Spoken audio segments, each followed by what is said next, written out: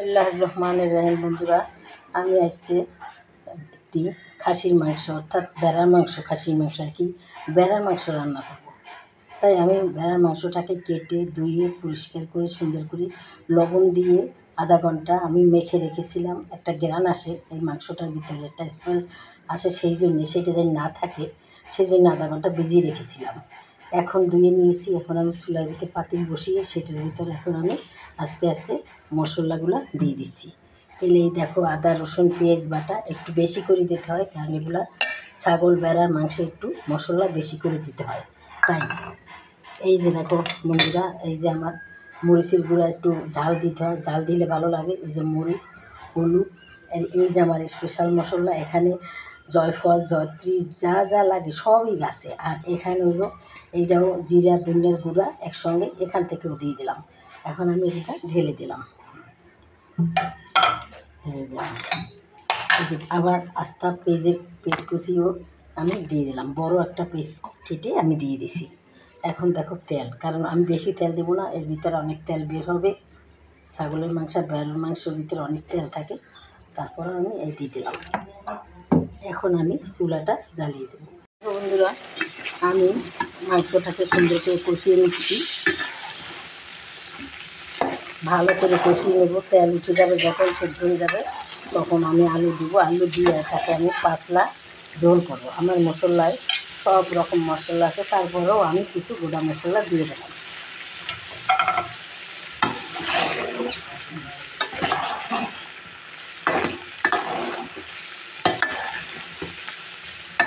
তাহলে তোমরা দেখতে থাকো আমার এই মাংসের রেসিপিটা।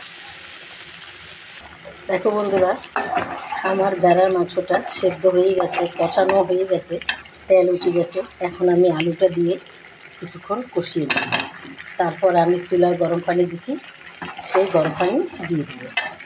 এখানে কয়েকটা কোয়া রসুন আমি এভাবে কেটে দিচ্ছি, আর কাঁচামরিচটা দিয়ে দিলাম।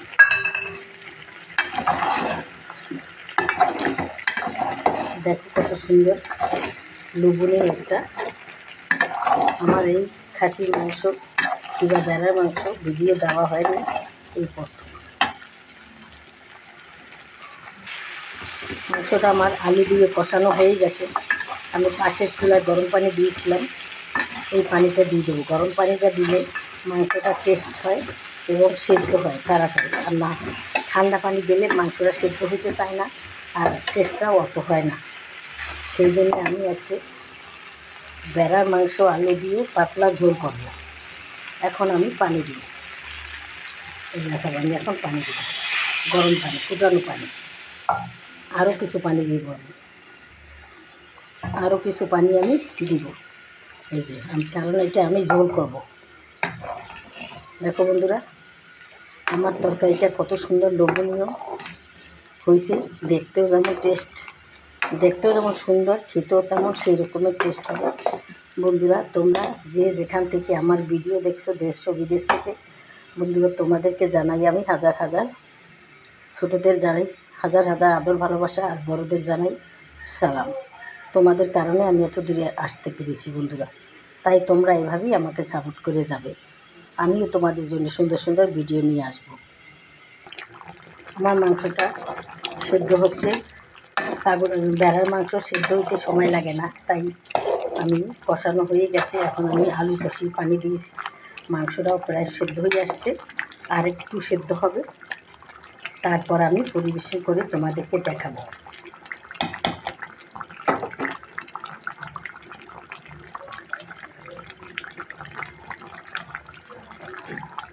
দেখো বন্ধুরা, আমার তরকারিটা হয়ে গেছে, আলুটাও সেদ্ধ হয়ে গেছে। আলুটা একটু বড় বড় করে দিয়েছি আমি, কারণ ভেড়ার মাংস, ছাগলের মাংস, এগুলোর মধ্যে আলু একটু বড় দিতে হয়। তাই এখন আমি কিছু ভাজা জিরার গুঁড়া দিয়ে দিলাম টেস্টটা বাড়ার জন্যে। দেখো তোমরা,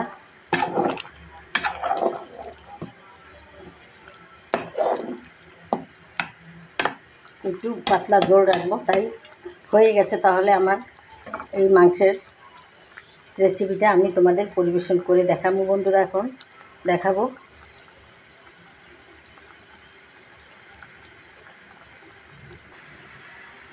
তাহলে বন্ধুরা, আমার রেসিপিটা করা হয়ে গেছে। দেখো তোমরা, তোমাদের যদি ভালো লাগে তাহলে আমাকে অবশ্যই একটা লাইক দিবে এবং আমার চ্যানেলটাকে সাবস্ক্রাইব করে দিবে। আর তোমার বন্ধুদের মাঝে আমার চ্যানেলটাকে শেয়ার করে দিবে বন্ধুরা।